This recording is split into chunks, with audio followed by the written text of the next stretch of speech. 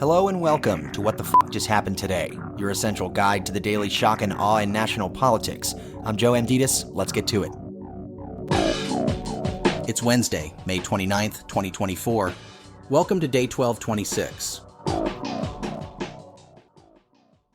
Supreme Court Justice Samuel Alito refused to recuse himself from cases involving Trump and the January 6th insurrection, despite revelations that flags associated with Trump's far-right supporters flew at his homes in Virginia and New Jersey. Alito told lawmakers he had nothing whatsoever to do with the flying of an upside-down U.S. flag at his Virginia home days before Biden's inauguration. Alito also said he had no involvement in flying a flag bearing the Appeal to Heaven symbol, a flag associated with the Stop the Steal movement.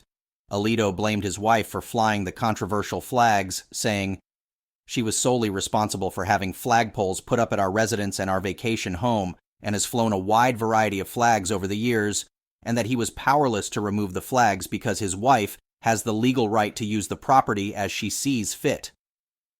The Supreme Court is currently weighing Trump's presidential immunity claim in the federal election interference case brought by special counsel Jack Smith and an appeal brought by a man prosecuted for his role on January 6th. Rulings are due by the end of June. Meanwhile, jury deliberations began in Trump's election interference trial involving falsified business records. The 12 New Yorkers deliberated for several hours, asking the judge to reread testimony from David Pecker and Michael Cohen before being dismissed for the day without reaching a verdict. Previously, the prosecution used closing arguments to meticulously describe the scheme to falsify business records to bury unflattering stories as part of a conspiracy to influence the 2016 election, which they called a subversion of democracy. The defense claimed Trump's actions were simply common business practices, and that Trump wasn't reimbursing Cohen for the Stormy Daniels payment, but instead was paying for general legal services.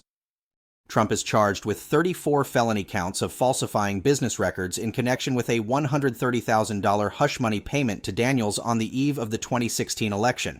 If Trump is found guilty of any of the 34 counts, the next step is for the judge to sentence him, which may or may not include prison time. A conviction, however, does not prevent Trump from being the Republican nominee, nor would it disqualify him from serving as president if elected. And finally, Trump and Elon Musk have discussed a possible advisory role for the Tesla CEO in a second Trump administration. The two have discussed ways for Musk to have formal input and influence over economic and border security policies.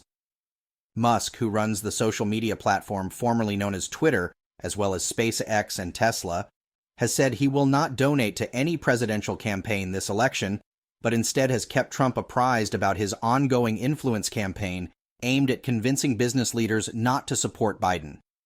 In 2017, Musk resigned from a pair of White House business advisory councils after Trump withdrew the U.S. from the Paris Climate Agreement.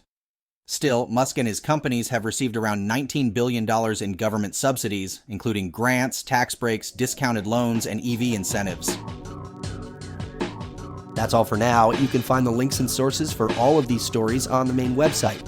And as always, visit whatthefjusthappenedtoday.com for the latest news and headlines. Until next time, I'm Joe Amditis.